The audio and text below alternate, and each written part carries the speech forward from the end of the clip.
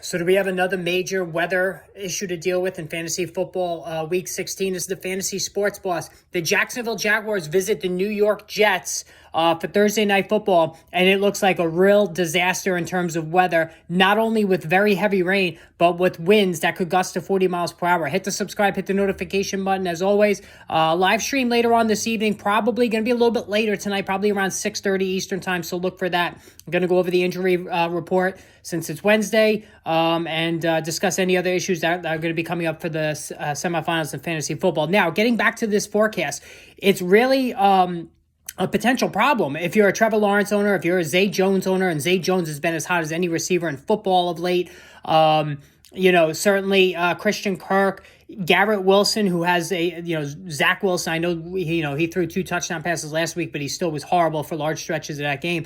I've always said this many times. It's not even the precipitation, whether it's rain or snow, that's a big problem for quarterbacks and receivers in the passing game. It's the wind. Now, right now, gusts on the level of 40 miles an hour, sustained winds between 20 and 25 miles an hour. That's pretty heavy sustained winds.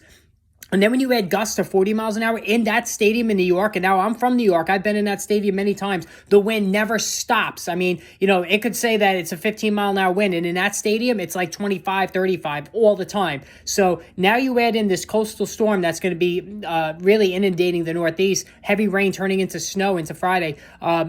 Thursday night football, it's going to be tough for Trevor Lawrence, tough for Zay Jones, Christian Kirk, Garrett Wilson to meet their expected fantasy points. So if you have a better alternative than Trevor Lawrence, you might want to look that way. Same thing with Garrett Wilson and Christian Kirk and Zay Jones. None of those guys are automatic wide receiver ones. So again, if you have alternatives, I would do that. And Trevor Lawrence is hot as a pistol, 4 touchdown passes each of the last 2 games. But again, in that kind of wind, if you have a better, but you have a solid backup who's going to be in a favorable environment, then I would go with that as well. All right, so we'll talk about this later in the live stream. Hit the subscribe, hit that notification button.